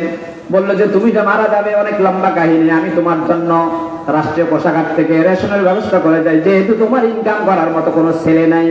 আব্দুল্লাহ ইবনে মাসউদ বললেন, ও ওসমান, আমি হুজুরের ফলো করি। হুজুর বলেছে আল্লাহর কোন বান্দা যদি তার ছেলে মেয়েকে সূরাতুল ওয়াকিয়া শিক্ষা দিয়ে যায়, সালাতুল মাগরিবের পরে যদি তেলাওয়াত করে, ওই সন্তানগুলো কোনোদিন না খেয়ে মরবে না। আমার রাসূল যেটা বলে গিয়েছে আমি ওটাই করেছি। স্থায়ী রেশন কার্ডের ব্যবস্থা করে দিয়েছি, সূরাতুল ওয়াকিয়া মুখস্থ করায় দিয়েছি। সুতরাং তোমার মতো ওসমানকে আর রাষ্ট্রীয় কোষাগার থেকে রেশন কার্ডের ব্যবস্থা করার দরকার নাই। সুবহানাল্লাহ। আমার ভাইরা, তাহলে রাত্রি জাগরণ সালাতুল মাগরিবের পরে যদি আপনি সূরা ওয়াকিয়া পড়েন, আল্লাহ রাসূল বলেন, এই মানুষগুলোকে কিয়ামতের দিন নারীদেরকে 16 বছর বয়সে বানাবে। কয় বয়সে? 16 বছরে। পুরুষদেরকে বানাবে 33 থেকে 32 বছর বয়সে। কাদেরকে? যারা সালাতুল মাগরিবের পরে সূরা ওয়াকিয়া পড়বে। সুবহান পড়বে তো ইনশাআল্লাহ। এইভাবে রাত্রের ইবাদতের কথা যদি বলতে যায়, আল্লাহর হাজির নাজির জানি বলি, অন্তত 2-10 ঘন্টা পড়ার মতো আল্লাহ তৌফিক দিবে ইনশাআল্লাহ। আমার ভাইয়ের, আল্লাহ রাব্বুল আলামিন বলেন, ইনশাআ ফাজআলনাহুন্না আবকারা উরবান আতরাবা। সালাতুল মাগরিবের পরে যারা ওয়াবিন 6 রাকাত পড়লো, সূরা ওয়াকিয়াটা পড়লো, এই মানুষগুলোকে আল্লাহ পাক যখন হাসরের ময়দানে উঠাইবেন, জান্নাতে যখন নিবেন, এই মানুষগুলোকে যত বয়স হয়ে মরুক না কেন, 100, 150, 200 বছর বয়সে মরলে গো এই মানুষটা 30 থেকে 33 বছর বয়সী হয়ে উঠবে। সুবহানাল্লাহ। যেই মা যে বোন এই সূরাতুল ওয়াকিয়া পড়বেন, এই মা এই বোন যদি 90 বছর বয়স হয়ে ইন্তেকাল করে, এই মা এই বোন 16 বছর বয়স হয়ে যাবে। এই মা বোন তার স্বামীকে ফিরে পাবে, যে স্বামীর বয়সটা 33 বছর, 30 থেকে 33 বছর বয়সের হবে। ওই স্বামীকে যারা 70 জন হুর দিবে, ওই সকল হুরগুলোর নেতৃত্ব দিবে দুনিয়ার তার স্ত্রী। এবার বুঝেন, নেতৃত্ব দিতে হইলে গুণের রূপে সবচেয়ে বেশি হওয়া দরকার আছে কিনা? এই মায়ের বোন মুখের সব দাঁতগুলো পড়ে গিয়েছেন, পা পেটে গিয়েছেন, কঙ্কাল হয়ে মৃত্যুবরণ করেছে, কিন্তু যৌবনকালে সূরাতুল ওয়াকিয়া পড়ার কারণে এই মা এবং হাসরের ময়দানে 16 বছর বয়সী হয়ে উঠবে। ওইটা আল্লাহর কুদরতি বানানো যে হুর, তাদের চাইতে রূপ লাবণ্য আরো অধিক বেশি গুণে হয়ে যাবে। সুবহানাল্লাহ। আর বুঝবেন নি, আয়াত জিজ্ঞাসা জিজ্ঞেস তো আলোচনা শুরু। একটু জিকির করে, লা ইলাহা ইল্লাল্লাহ, লা ইলাহা ইল্লাল্লাহ, লা ইলাহা ইল্লাল্লাহ, লা ইলাহা ইল্লাল্লাহ, লা ইলাহা ইল্লাল্লাহ মুহাম্মাদুর রাসূলুল্লাহ। তাহলে শান নামাজের পরে আমরা সূরা মুল পড়বো, মাগরিবের পরে সূরাতুল ওয়াকিয়া পড়বো। আল্লাহ রাসূল বলেন, আল্লাহর কোন বান্দা যদি শান নামাজ পড়ে সূরাতুল মুল পড়েন, সূরাতুল মুলকের আরো 3টি নাম আল্লাহ রাসূল রেখেছেন। সূরাতুল মুলক একটা আছে, মুলক মানে হলো রাজত্ব, মুলক মানে হলো সাম্রাজ্য। আল্লাহ পাক বলেন, তাবারাকাল্লাযী বিয়াদিহিল মুলক, বরকতময় সেই মহান সত্তা যার হাতে পুরো পৃথিবীর রাজত্ব। সুবহানাল্লাহ। পুরো পৃথিবীর রাজত্বের মালিক কে? আমার আল্লাহ বলেন, আন্নাল কুওয়াতা লিল্লাহি জামিআ, সকল ক্ষমতার উৎস জনগণ নয়, সকল ক্ষমতার মালিক উৎস হলো কে? সকল ক্ষমতা ক্ষমতার উৎস যদি জনগণ হতো তাহলে এই দেশে 30% লোক আওয়ামী লীগ করে, এত চেষ্টা করেও প্রশাসনের 90% লোক শেখ হাসিনার পক্ষে ছিল। কিন্তু বন্ধুরা বাবার আমার বলেন তো, ক্ষমতার মালিক যদি জনগণ আর প্রশাসন হইতো, শেখ হাসিনা কি দুপুরের খাবার ছাড়া যাইতো কিনা? দুপুরের খাবার রান্না করেছে কিন্তু খাইতে পারছেন। তাহলে বোঝা গেল ক্ষমতার মালিক জনগণ নয়, ক্ষমতার মালিক কে? আল্লাহু লা ইলাহা ইল্লা হুয়াল হাইয়ুল কাইয়্যুম লা তা'খুযুহু সিনাতুন ওয়ালা নাওম লাহু মা ফিস সামাওয়াতি ওয়া মা ফিল আরদ। তাহলে আল্লাহ পাক বলেন, সে আল্লাহর গোলামি করব যার কোনো শরীক নেই, যিনি ঘুমান না, তন্দ্রা নাই, যিনি আকাশ এবং জমিনের একচ্ছত্র মালিক। আকাশ এবং জমিনের একচ্ছত্র মালিককে। যেই সূরার ভিতরে রাজত্বের কথা আছে, সূরাতুল মুলক, তাবারাকাল্লাযী বিয়াদিহিল মুলক, বরকতময় সেই মহান সত্তা আল্লাহ যার হাতে সমগ্র সাম্রাজ্য, রাজ্য, মহারাজ্য, সাম্রাজ্যের মালিকানা আল্লাহর কুদরতি হাতে। সুবহানাল্লাহ। ছোট্ট একটা বাংলাদেশ নয়, এরকম কোটি কোটি বাংলাদেশ হজম করতে পারে একটা তারকা। পৃথিবীর চাইতে 9 কোটি 13 লক্ষ গুণ বড় হলো সূর্য। এরকম সূর্যকে খেয়ে হজম করতে পারে এরকম বহু বহু তারকা রাজি আছে কিনা? অথচ ছোট্ট একটা পৃথিবী আমরা বলি দেশে ক্ষমতার মালিক জনগণ। এই কথাটা যদি কেউ জেনে শুনে বলেন, শিরক হবে। কি হবে বলেন? কি হবে বলেন? শিরক হবে, কবিরা গুনাহ হবে। ক্ষমতার মালিক আল্লাহ। আল্লাহ যখন যারে ভালো মনে করে তখন তারে। আল্লাহ রাব্বুল আলামিন বলেন, কুলিল্লাহুম্মা, বলেন কুলিল্লাহুম্মা মালিকাল মুলকি তু'তিল মুলকা মান তাশা ওয়া তানজি'ুল মুলকা মিম্মা তাশা ওয়া তু'ইজ্জু মান তাশা ওয়া তুযিল্লু মান তাশা বিয়াদিকাল খায়র ইন্নাকা আলা কুল্লি শাইইন কাদির। আছেন কোরআন শরীফে সূরা আলে ইমরান 10 নম্বর পারা 3 নম্বর পৃষ্ঠায়। ও নবী আপনি বলুন, হে আল্লাহ, কুলিল্লাহুম্মা মালিকাল মুলক, রাজত্বের মালিক তুমি। তুতিল মুলকা মান তাশা, তুমি যাকে ইচ্ছা তাকে রাজত্ব দাও। ওয়া তানজি'ুল মুলকা মিম্মান তাশা, যার কাছ থেকে ইচ্ছা তুমি তার কাছ থেকে রাজত্বটাকে ছিনাইয়া নাও। আসলে কোরআন শরীফে বিয়াদিকাল খায়র, সব কিছু তোমার হাতে, ঠিক কি না? এই আয়াতের ব্যাখ্যায় ইমাম আযম আবু হানিফার একটা ঘটনা মনে পড়ে গেল। তিনি যখন ছোট্ট মানুষ, এখনো পুরোপুরি বড় আলেম হন নাই, বয়স 12 থেকে 13 বছর হতে পারে, ছোট্ট একজন মানুষ। কিন্তু বাগদাদে ইহুদিরা, খ্রিস্টানরা একটা বিতর্ক অনুষ্ঠান করবে। ওই বিতর্ক অনুষ্ঠানে তারা, ইহুদিরা খ্রিস্টানরা মুসলমানদেরকে প্রশ্ন করবে। মুসলমানরা যদি জবাব দিতে পারে তাহলে তারা সারেন্ডার করে ইসলাম কবুল করবে। আর মুসলমানরা যদি জবাব দিতে না পারে তাহলে ইহুদি খ্রিস্টানদের পণ্ডিতদের, পাদ্রীদের কাছে মুসলমানরা সারেন্ডার করবে। দীর্ঘদিন পর্যন্ত ঘোষণা করে দেওয়া হলো, বাগদাদের একেবারে মেইন ফটকে, মেইন কেন্দ্রে মুসলমানদের সাথে আর কি খ্রিস্টান আর ইহুদিদের সাথে বিতর্ক হবে। মঞ্চস্থ করা হলো, মঞ্চ সাজানো হলো, হাজার হাজার মানুষ, ইহুদি খ্রিস্টান তারাও আসলো, মুসলমানরাও আসলো। মুসলমানরা এক পাশে বসলো আর খ্রিস্টানরা ইহুদির এক পাশে বসলো। খ্রিস্টানদের বড় বড় পাদ্রী যারা, ইহুদিদের বড় বড় পণ্ডিত যারা, তারা স্টেজে উঠলো। তারা প্রশ্ন করবে মুসলমানদেরকে, মুসলমানরা জবাব দিবে। এজন্য তারা উপরে উঠলো। ইহুদি খ্রিস্টানদের বড় বড় পণ্ডিতরা স্টেজের উপরে, মুসলমানরা জবাব দিবে। যেহেতু মুসলমানরা জবাব দিবে, তারা বললো মুসলমানরা ছাত্রের তুল্য, তারা থাকবে নিচে। ইমাম আযম আবু হানিফার ব্রেনে হিট করলাম। তিনি বললো, না, এটা হতে পারে না, এটা আকবরুল অপমান। মাঝখান থেকে দাঁড়িয়ে বলল, ইমাম আযম আবু হানিফা দাঁড়িয়ে বলল, ও সভা মঞ্চের সবাই কাছে আমার একটা প্রস্তাব। তিন পতন নীরবতা, সবাই তাকিয়ে রইল। ছোট্ট মানুষ কি বলতে চায়, চেহারার দিকে দেখতে তো তাকিয়ে থাকতে মন চায়। জীবনে কোনোদিন কোন গুনাহ করছে কিনা জানি না, আমার মনে হয় নিষ্পাপে ছিল।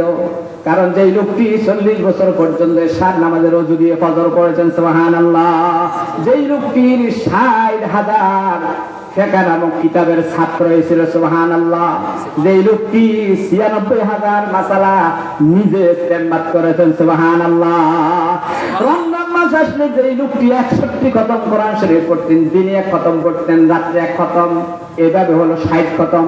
খতমে তারাবির ভিতরে 1 খতমের বেশি আল্লাহ রাসূল দেন নাই, সাহাবায়ে কেরাম দেন নাই। এজন্য তারাবির ভিতরে 1 খতম করে মোট 61টি খতম করেছেন। এই লোকটা ছোট্ট যখন, তিনি বললেন, আজকের এই সভা মঞ্চের সব জাতির প্রশ্নের জবাব আমি দেব। যদি মুসলমানরা প্রশ্ন করে তার উত্তর আমি দেব, ইহুদি খ্রিস্টানরা যদি প্রশ্ন করে তার উত্তর আমি দেব। বললে যে তাই নাকি? বলে হ্যাঁ। সবাই নীরব, পিনপতন নীরবতা অবলম্বন করে তাকিয়ে আছে, কি বলে। এত বড় পণ্ডিতরা বসে আছে, মুসলমানদের বড় বড় পণ্ডিতরা আলেমরা আছেন। বললে যে আপনারা সবাই নিচে নামেন। ইহুদি খ্রিস্টান কোন পণ্ডিত স্টেজে থাকতে পারবে না, মুসলমানরা তো স্টেজে নাইয়ে উঠতে পারবে না। সব প্রশ্নের জবাব আমি দিব। বলেন তো, যারা প্রশ্নের জবাব দেয় তারা সেরা না যে প্রশ্ন করে তারা সেরা? বললো যে আমার টিভিতে যিনি প্রশ্নের জবাব দিলে তিনি হলেন টিচারের পদমর্যাদা, আর যারা প্রশ্ন করবে তারা হলো ছাত্রের মর্যাদা। সব ছাত্রগুলা নিচে থাকবে, আমি টিচারের পদমর্যাদা, আমি স্টেজে উঠবো, সুবহানাল্লাহ। প্রথম প্রশ্ন আসলো, নোমান, তার অরিজিনাল নাম হলো নোমান বিন সাবেত। আবু হানিফা হলো তার মেয়ের নাম। মেয়েও যোগ্য হওয়ার কারণে মেয়ের নামে বেশি পরিচিত পেয়ে গিয়েছেন, কিন্তু তার অরিজিনাল নাম হলো নোমান। কেন আবু হানিফা হিসেবে পরিচিত পাইছি সেটা পরে বলবো। আমার ভাইয়েরা, বাবারা, প্রথম প্রশ্ন আসলো, আচ্ছা বলো তো, তোমার আল্লাহ এখন কি করেন? প্রশ্ন করার সাথে সাথে বলে দিল, আমার আল্লাহ কি করেছে দেখেন নাই? আপনাদের মতো বড় বড় পণ্ডিতদেরকে, যারা তাওরাত জাবুরের ইনজিলের বড় বড় পণ্ডিত মনে করেন, বড় বড় পণ্ডিতদেরকে আমার মতো পিচ্চি ছোট্ট একটা মানুষ যারা থাপড় খাবাইয়া নিচে নামাইয়া দিয়েছে, আমার আল্লাহ এখন এটা করেছে, সুবহানাল্লাহ। বললো যে দলিল কি? বলে দলিল সূরা আলে ইমরান, কুলিল্লাহুম্মা মালিকাল মুলকি তুতিল মুলকা মান তাশা ওয়া তানজিউল মুলকা মিম্মান তাশা। আমার আল্লাহ বলে দিয়েছে, ওগো নবী আপনি বলুন, আল্লাহ রাজত্বের মালিক তুমি। তুমি যাকে ইচ্ছা সম্মানিত করো, যাকে ইচ্ছা বেইজ্জতি করো, যাকে ইচ্ছা রাষ্ট্রীয় পাওয়ার দাও, যাকে ইচ্ছা তার থেকে রাষ্ট্রীয় পাওয়ার কেড়ে নাও। আমার আল্লাহ বলছে যাকে ইচ্ছা তাকে ইজ্জত দেয়। আমার আল্লাহ আপনাদের চাইতে আমাকে বেশি ইজ্জত দিয়েছেন, এই কাজটাই আমার আল্লাহ এখন করেছেন, সুবহানাল্লাহ। বুঝছেননি? ইমাম আজম আবু হানিফা কলা গাছ দেখলো, দলিল দিয়ে গেলে স্বর্ণ বানাইতো, এত জ্ঞানের অধিকারী ছিল, সুবহানাল্লাহ। আমি ফাঁকে ফাঁকে বলি, ইমাম আজম আবু হানিফার মাসালাকে আজ পর্যন্ত টেক্কা দেওয়ার মতো কোন আলেম জন্মায় নাই।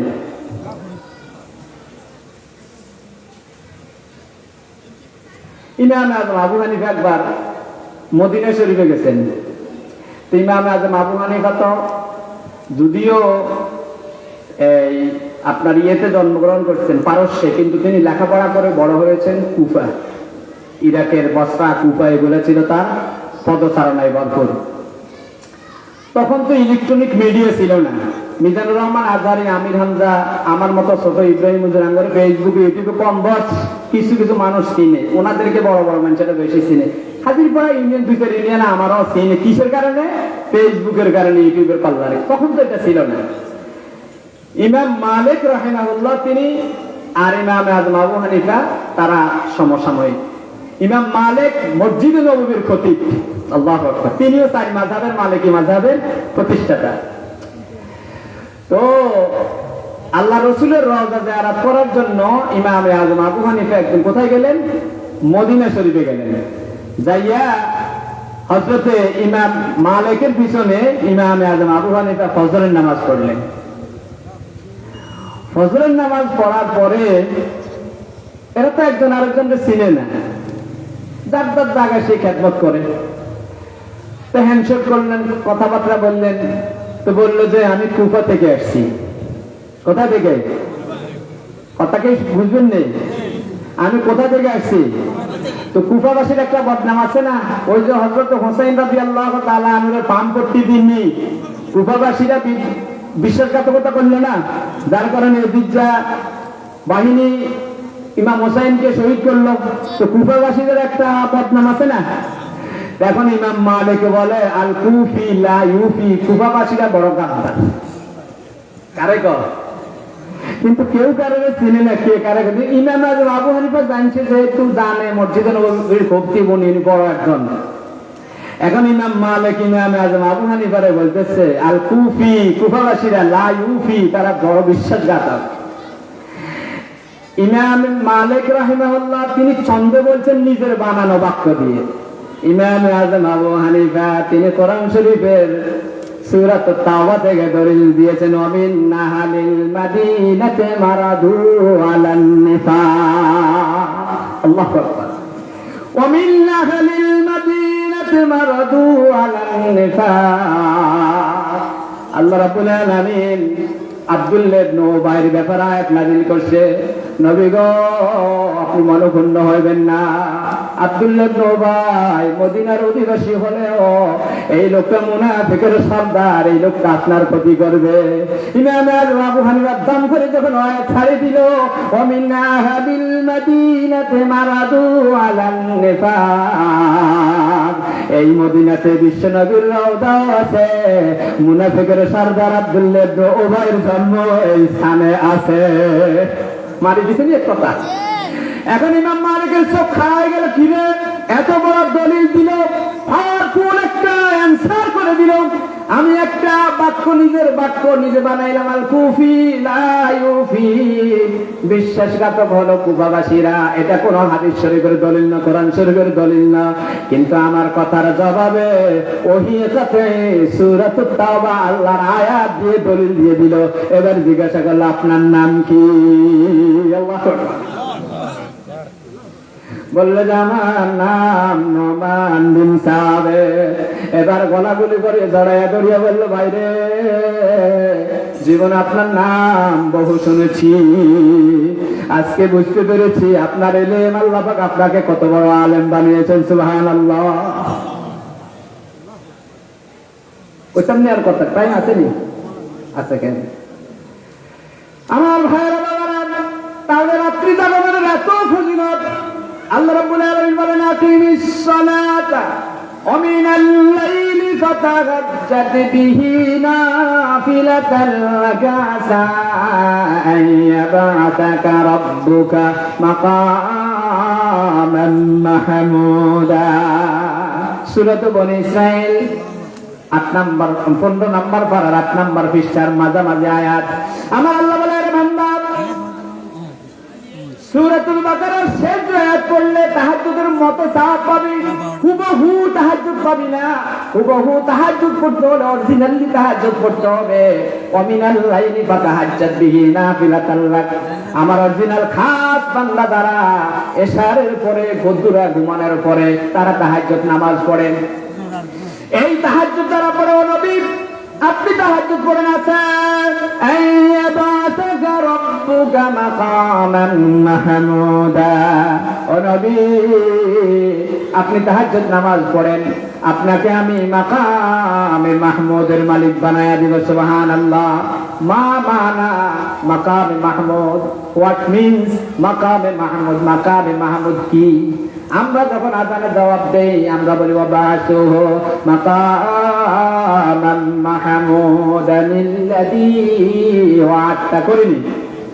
আল্লাহুম্মা রাব্বা হাযিহিদ দাওয়াতিত তাম্মাতি ওয়াস সালাতিল কায়িমা। আযানের পরে দোয়া পড়ি কিনা? একটা শব্দ আছে তো শেষে, ওয়াবাসুহু মাকামান মাহমুদানিল্লাযী ওয়া'আদতা। আয় আল্লাহ আমাদের রাসূলকে তুমি মাকামে মাহমুদ দান করিও।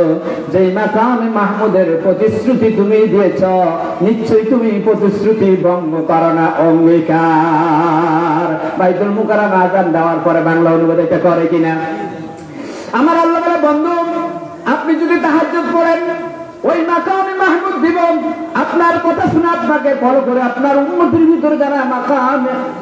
ভিতরে যারা তাহাজ্জুদ করবেন, ওই মাকামে মাহমুদের একটা অর্থ হলো আমি আপনাকে সবচেয়ে বড় সুপারিশকারী বানাবো। যারা আপনাকে অনুকরণ করে তাহাজ্জুদ করবে, ওই সুপারিশকারীকে তো আমি আপনাকে বানাবো, ওদেরকেও আপনি অন্তর্ভুক্ত করে নেবেন। যারা রাত্রে এশার নামাজের পরে কতটুকু ঘুমানোর পরে তাহাজ্জুদের নামাজটা আদায় করেন। সুবহানাল্লাহ। আমার আল্লাহ রাব্বুল আলামিন বলেন, ওয়ামিনাল লাইলি ফাতাহাজ্জাদ বিহি নাফিলাতান লাকা আসা আইয়াবাতাকা রাব্বুকা মাকামান মাহমুদা। যারা রাত্রের কিছু অংশে তাহাজ্জুদের নামাজ আদায় করে ফরজ ইবাদতের ঘাটতি পূরণের জন্য, নাফিলাতান লাক, এই মানুষগুলোকে আমি মাকামে মাহমুদ দান করব। ও নবী, যে মাকামে মাহমুদ আমি আপনাকে দিয়েছি, আপনার মাকামে মাহমুদ আপনাকে সব পয়গম্বররা যখন হাসরের ময়দান কায়েম হয়ে যাবেন, কেউ সুপারিশ করার জন্য আমি আল্লাহর সামনে দাঁড়াবে না। আদম ও সফিউল্লাহর একটা অভিযোগ আসবেন, ঈসা রূহুল্লাহর একটা অভিযোগ আসবেন, ইব্রাহিম খলিলুল্লাহ একটা অভিযোগ দিয়ে মাপ চাইবে, আমার সামনে দাঁড়াবে না। আপনি নবীকে আমি মাকামে মাহমুদ দেব, সুপারিশ করার মতো যে মর্যাদা, সেই সম্মান, যে আসন, সেটা আমি দিব আপনাকে। তার নাম হলো মাকামে মাহমুদ। ওগো নবী, যারা রাত্রে এশার নামাজের পরে তাহাজ্জুদ নামাজ পড়লো, আপনি মাকামে মাহমুদের মালিক হবেন, মানে আপনি মহান সুপারিশকারী হবেন আমি আল্লাহর কাছে। আর আপনার ওই সুপারিশের অন্তর্ভুক্ত তাদের কি করতে পারবেন? যাদের ঈমানের সাথে এশার নামাজের পরে তাহাজ্জুদ নামাজ আছে। সুবহানাল্লাহ। আয় আল্লাহ, আমাদের সবাইকে রাত্রে অন্তত 4 রাকাত হলো 2 রাকাত হলো তাহাজ্জুদ নামাজ পড়ার তৌফিক দিয়ে দিও, বলে আমিন। সালাতুল লাইলি মাসনা মাসনা। আল্লাহ রাসূল বলেছেন রাত্রের নফল নামাজগুলো 2 রাকাত করে পড়ে। আল্লাহ রাসূল 2 রাকাত করে 8 রাকাত পড়তেন। 2 রাকাত করে 12 রাকাত পড়তেন। সর্বনিম্ন একেবারে কম যদি পড়েন 2 রাকাত পড়বেন। বন্ধুরা আমার, ভাইরা আমার, আসুন এবারে ইমামে আযম আবু হানিফার আরেকটি টেকনিক যুক্ত মাসালা। আমার ভাইরা বাবারা, এশার নামাজ মূলত 9 রাকাত, কয় রাকাত? কিন্তু এশার নামাজের পরে আগের বাবারা ভাইরা আমাদেরকে মুক্তবে শিখিয়েছে এশার নামাজ 15 রাকাত। কয় রাকাত আমরা শিখছি? এখন অনেকে এটা নিয়ে সমালোচনা করে। ও বাবা, ও বন্ধু, কোরআন শরীফ হাদিস শরীফ পুরো রিসার্চ করো, সমালোচনা আসবে না। ইমাম আবু হানিফা থিওরি ছিল এশার নামাজ যদি 15 রাকাত হয়, তাহলে আগে যে 4 রাকাত পড়লো, ওই 4 রাকাতের ভিতরে তাহিয়াতুল ওযু আর দুখুলুল মসজিদ ঢুকে গেল। পরে যে বিতরের পরে বা বিতরের আগে যে 2 রাকাত নফল পড়লো, এই 2 রাকাতে আল্লাহ পাক তাহাজ্জুদের ভিতরে পরিগণিত করায়া হাসরের ময়দানে আল্লাহ পাক তাকে মাকামে মাহমুদ দান করে দিবেন। সুবহানাল্লাহ। তবে অরিজিনাল উত্তম সুন্নতি পদ্ধতি হলো এশার নামাজ পড়ে ঘুমাই যাবেন, সুন্নত পড়ে ঘুমাই যাবেন। রাত্রে উঠে তাহাজ্জুদ আর বিতির যদি একত্রে পড়তে পারে, এটা হলো সবচাইতে আওলা, সবচাইতে সুন্নত মোতাবেক আমল। সুবহানাল্লাহ। কিন্তু এটা পারবেন না, হয়তো বয়সের কারণে অসুস্থ হয়ে গিয়েছেন। এশার নামাজের পরে এরপরে ঘুমানোর পরে জাগ্রত হবেন, এটার কোনো গ্যারান্টি নেই। বিতরের নামাজ কিন্তু তরক করা যাবে না, এটা ওয়াজিব। এই জন্য আপনি বিতরের নামাজটা পড়ে নিলেন। এরপরে তাহাজ্জুদ যাতে আপনার কাজা না হয়, এই জন্য আপনি তাহাজ্জুদ হিসাবে 2 রাকাত আপনি ওই যেটাকে আমরা নফল বলি, এশার নামাজে অনেকে বসে পড়ে, অনেকে দাঁড়ায় পড়ে। যেভাবে পড়েন অসুবিধা নাই, তবে দাঁড়িয়ে পড়াটা উত্তম। দাঁড়িয়ে পড়া উত্তম। আমার ভাইরা, দলিল কোথায়? আল্লাহ পাক সূরাতুল কাহফে বললেন, ومن الليل فاسجد له وسبحه ليلا طويلا فسبح بحمد ربك। আল্লাহ রাব্বুল আলামিন বলেন, ওয়াসাব্বিহ বিহামদি রাব্বিকা ওয়াইদবারিস সুজুদ। তোমরা রাত্রে আল্লাহর প্রশংসা করো, ফরজ নামাজগুলোর পরে প্রশংসা করো। আমি আজকে গবেষণা করে পাইলাম সুন্নত নামাজের ব্যাপারে কোনো কোরআন শরীফের আয়াত আমি পাই না, এটা হুজুরের হাদিস শরীফ দ্বারা পাইছি। কিন্তু আজকে গবেষণা করতে করতে দেখলাম যে সুন্নত নামাজ যে সুন্নত মুআক্কাদা, হুজুরের হাদিস শরীফ আছে, কোরআন শরীফের আয়াতও আছে সূরা কাহাফে। আল্লাহ বলেন আমার প্রিয় বান্দা হলো ওরা যারা ফরজ নামাজের পরেও ওয়াইদবার সুজুদ, ফরজের পরে আবার সিজদা দেয়। তার মানে ফরজের পরে কি সিজদা দেয়? সুন্নাত। সুবহানাল্লাহ, আল্লাহু আকবার। এজন্য বিশ্বাস করতে হবে, আসলে গবেষণার কোনো শেষ নেই। ওয়া মিনাল লাইলি ফাসাব্বিহ, রাত্রের কিছু অংশে তারা কি করে? তাসবিহ পাঠ করবে। ওয়া ইদবার সুজুদ, ইমাম আজম আবু হানিফা বলতেছেন আল্লাহ যে বলছে ওয়া মিনাল লাইলি, তারা এশার নামাজ পড়বে, রাত্রের নামাজ পড়বে। রাত্রের শেষ নামাজ হলো এশার নামাজ। ওয়া ইদবার সুজুদ, ইশারের পরে আবার সিজদা দিবে। তাহলে ইশারের পরে সিজদা দিবে। এখানে সুন্নত মুআক্কাদা যে 2 রাকাত আছে তার কথাও আছে, তাহাজ্জুদের কথাও আছে। আবার আল্লাহ পাক স্পেশালি আয়াত নাযিল করছেন ওয়া মিনাল লাইলি ফাতাহাজ্জাদ বিহি নাফিলাতাল লাক। সুতরাং যারা পারে এশার নামাজের পরে ঘুমানোর পরে যদি পারে তারা আয়াতটা আমল করবে, সরাসরি তাহাজ্জুদের কথা। আর যারা দুর্বল অসুস্থ, রাত্রে ওঠার কোনো গ্যারান্টি নাই, তারা এশার নামাজের পরে সুন্নতের পরে 2 রাকাত 4 রাকাত নফল নামাজ পড়ে তাহাজ্জুদের কাজ আদায় করবেন। সুবহানাল্লাহ।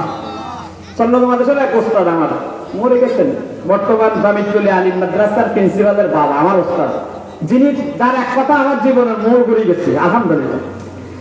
আমি তো এটা আমার কপাল, যে মাদ্রাসায় পড়ছি সেই মাদ্রাসার টিচার হয়ে আসছি।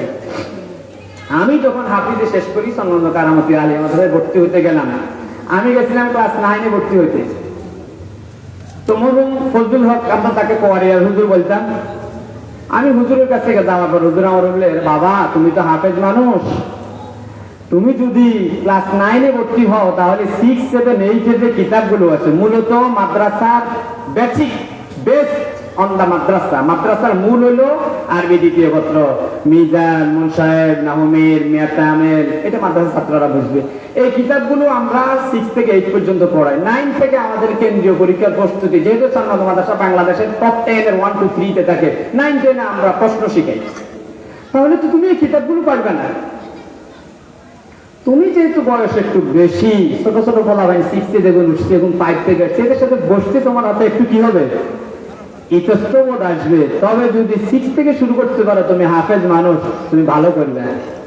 হুজুরের কথা আমার ব্রেনে ধরছে, আমি 6-এই ভর্তি হয়ে গেছি আলহামদুলিল্লাহ। এই ওনার এক ছেলে নাসিরউদ্দিন আল কামাল ভাই আর কি, জামিতুল আলিম মাদ্রাসার প্রিন্সিপাল। আরেক ছেলে সরসাই হাই স্কুলের ধর্মীয় শিক্ষক ফয়েজ ভাই। তো উনি বলতো না পড়াতে আগে পড়া আফজাল হয়। আমি বললাম আরে হুজুর ভ্রমণে মনে করেন বাইর হইলাম, এখন আমি হয়তো ওযু করছি, এখনো নামাজের ওয়াক্ত হয় নাই। বলছে যে বাবা না পড়ার চেয়ে আগে পড়া আফজাল হয়, ওয়াক্ত করিব যদি হয়ে থাকে করতে পারো। এখন আপনি রাত্রে তাহাজ্জুদের জন্য বসে রইলেন, ঘুমাই গেলেন, কিন্তু আপনি ঘুমাই গেলেন, ঘুম থেকে উঠতে পারলেন না, তো ওখানে না পড়ার চাইতে একটু আগে পড়া আফজাল হয়। দলিল কি? ওয়া মিনাল লাইলি ফাসাব্বিহ ওয়া ইদবার সুজুদ, যারা রাত্রে ফরজ নামাজের পরবর্তীতেও আবার সিজদা দেয়, তার মানে তাহাজ্জুদ পড়ে, তার মানে নফল পড়ে। সুবহানাল্লাহ।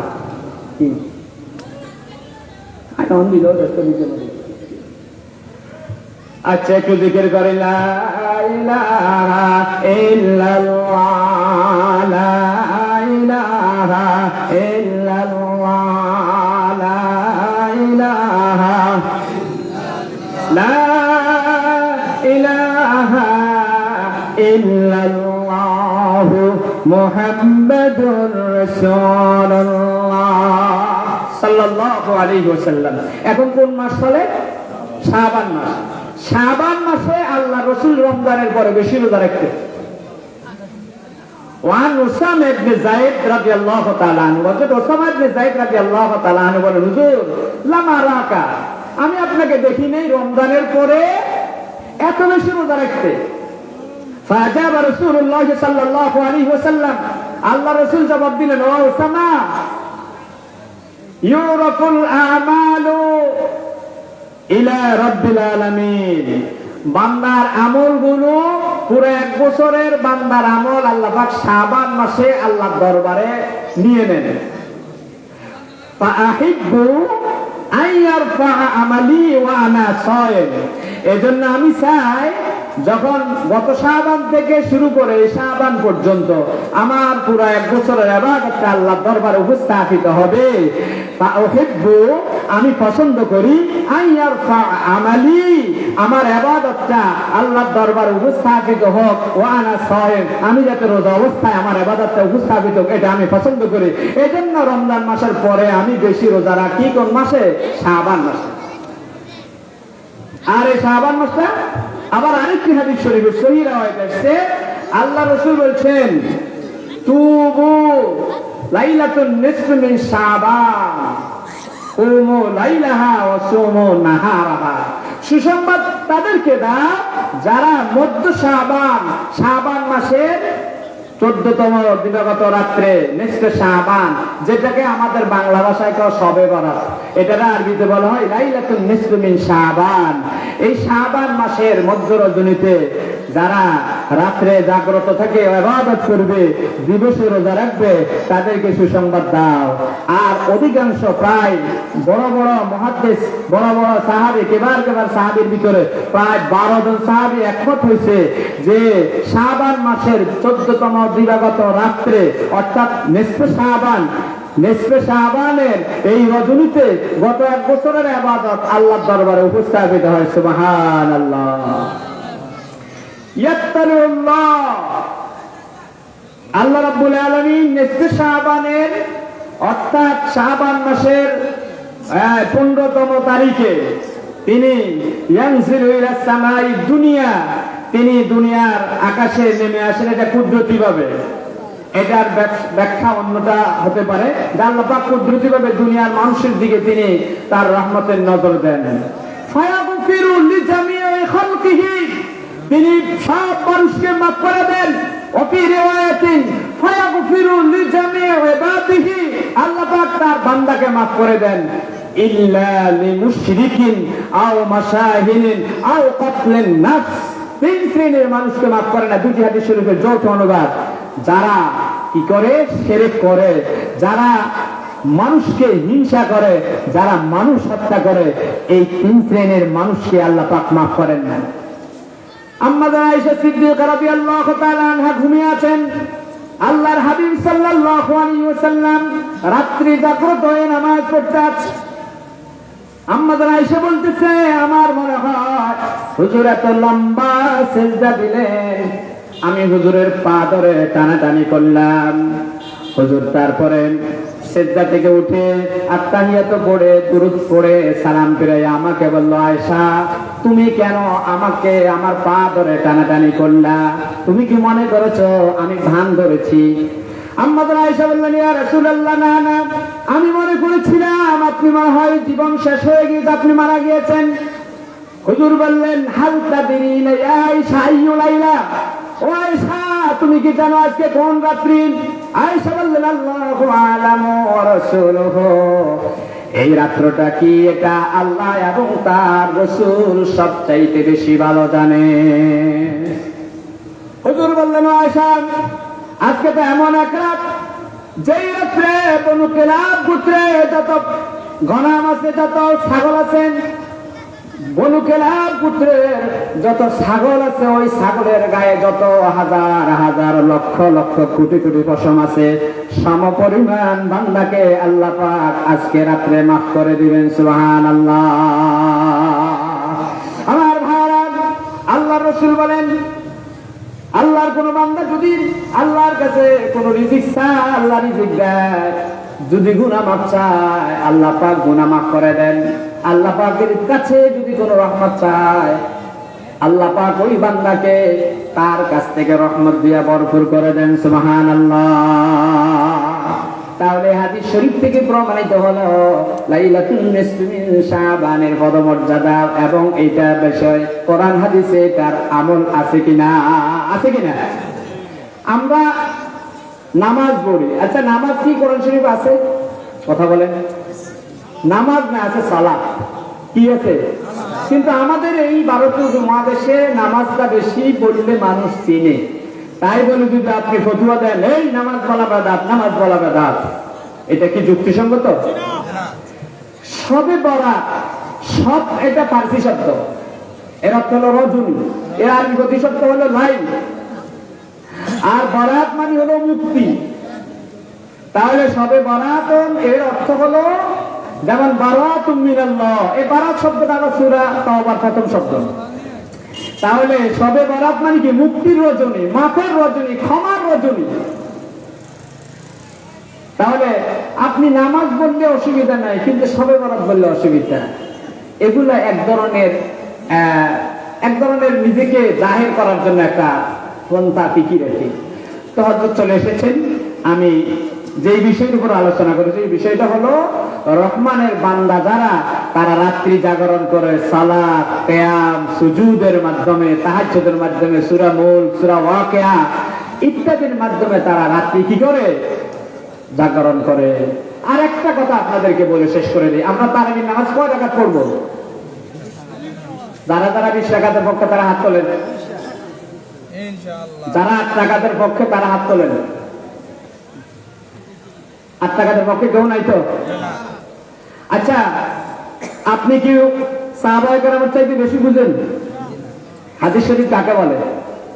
وما أضيف إلى النبي صلى الله عليه وسلم من قول أو فعل أو تقرير وكذلك يطلق على أقوال الصحابة والتابعين وأفعالهم وتقاريرهم. ঠিক কিনা? আল্লাহ রসুলের কথা কাজ অনুমোদন, সাহাবায়ে কেরাম এবং তাবেঈনদের কথা কাজ অনুমোদনকে হাদিস শরীফ বলে। কিন্তু এই যুগের আমাদের কথা কাজ অনুমোদন হাদিস শরীফ নয়। ওমর ফারুক রাদিয়াল্লাহু তাআলা আনহু 20 রাকাতের উদ্ভাবক তিনি। দলিল কোথায় পাইলেন? রাসূলুল্লাহ সাল্লাল্লাহু আলাইহি ওয়াসাল্লাম হাদিস শরীফ থেকে পাইলেন। এটা অনেক লম্বা চূড়া আলোচনা। ইমাম আযম আবু হানিফা, আমি যখন নোয়াখালী কারামতে ইসলামিয়াতে কামিল পড়ি, তখন আমি হুজুরের প্রশ্ন করলাম, হুজুর তারাবির নামাজের এই যে একটা অপশন আসছে, তো হুজুর বললো যে আল্লাহ রাসূল তো 20 রাকাত পড়ছে, এমনও ছিল 40 রাকাতও পড়ছে, 16 রাকাত পড়ছে, 12 রাকাত পড়ছে। জরুরতান কেউ যদি অসুস্থ থাকে, তার জন্য একেবারে যে উঠতে পারে না, অন্তত তাতে 8 রাকাত পড়ে অন্তত কিছু ইবাদতের ভিতরে শামিল হতে পারে। এটা হলো জয়ীব, যে বসতে পারে না সে অন্তত বসে বসে হলেও সে অন্তত 8 রাকাত পড়বে, এটা হলো তার জন্য। এখান থেকে তাহাজ্জুদের একটা কাজ আর মাসালা তাও ইমাম আযম আবু হানিফা আনছেন। ইমাম আযম আবু হানিফা বললেন যে 20 এর ভিতরে কি আছে? 8 আছে, 12 আছে, 16 আছে, 20 তো আছে। কিন্তু আপনি যদি 8 রাকাত পড়েন, আল্লাহ রাসূল তো জীবনে হতে এক রাত্রে 8 রাকাত পড়ছেন, তাহলে আল্লাহ রাসূলের অধিকাংশ আমল ছিল 20 রাকাত, অধিকাংশ আমল ছিল 16 রাকাত। তাহলে আপনি যদি শুধু 8 এর ভিতরে থাকেন, তাহলে হুজুরের সব হাদিস শরীফ কি আমল হবে? কথা বলেন, আমল হবে? তাহলে আপনি যদি 20 পড়েন, 20 এর ভিতরে 8 রাকাতের হাদিস আছে কিনা? 20 এর ভিতরে 12 রাকাতের হাদিস আছে কিনা? 16 রাকাতের হাদিস শরীফ আছে কিনা? তাহলে 20 রাকাতের হাদিস আছে কিনা? তাহলে আপনি যদি 20 পড়েন, তাহলে এরপরে বিশ্বনবীর উপরে তাহাজ্জুদ নামাজ আগে ছিল ফরজ। যখন মেরাজের রজনীতে আল্লাহ পাক নামাজ ফরজ করছেন, তখন তাহাজ্জুদ হয়ে গেছে নফল। কিন্তু নবী সাল্লাল্লাহু আলাইহি ওয়াসাল্লাম নিয়মিত তাহাজ্জুদ করছেন।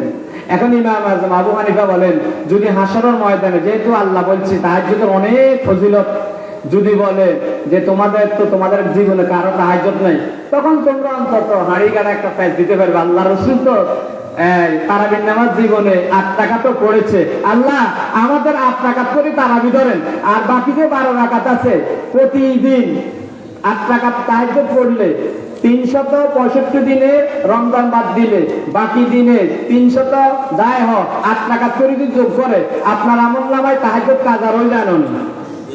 কিন্তু আপনি যদি 20 রাকাত তাহাজ্জুদ পড়েন, 8 রাকাত করে আপনি তাহাজ্জুদ দিলেন, তারাবি দিলেন, বাকিগুলোকে আপনার পুরো বছরের তাহাজ্জুদের কাজা হয়ে যায়। যেহেতু এটা একটা মৌসুম হয়েছে, আপনি প্রত্যেকদিন তো রাইতার উঠতে পারেন না, পারেননি? তাহলে এখানে তাছাড়া এটা একটা সেটেল ইস্যু।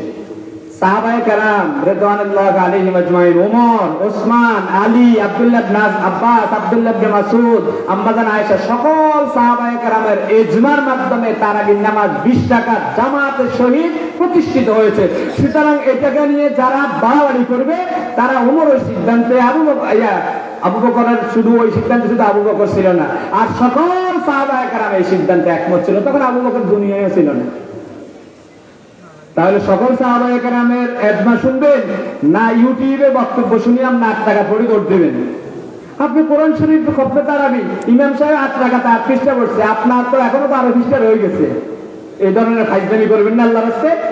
একেবারে আপনি যদি জয়ীফ হন, করতে পারেন না, এশার নামাজটা পড়ে ভিত্তিটা পড়ে অন্তত, সুন্নতটা পড়ে অন্তত 8 টাকা পড়ে, এটা হলে একেবারে 81 বুঝিলে বুড়িয়ে জিগা। আমাদের দেশে জিগা আধা দিন খাওয়াই খাওয়াই মোবাইল চা খেলাধুলা চা ইগো কি বুড়ের বান্ধবী 8 টাকা পড়ে মসজিদ থেকে বাইরে চলিয়ে কি রে ভাই, এরকম আছে কিনা প্রিয় ভাই সব? তাহলে রহমানের বান্দা যারা, তাদের চতুর্থ বৈশিষ্ট্য হলো তারা রাত্রি জাগরণ করে সালাতের মাধ্যমে, কিয়ামের মাধ্যমে, নামাজের মাধ্যমে।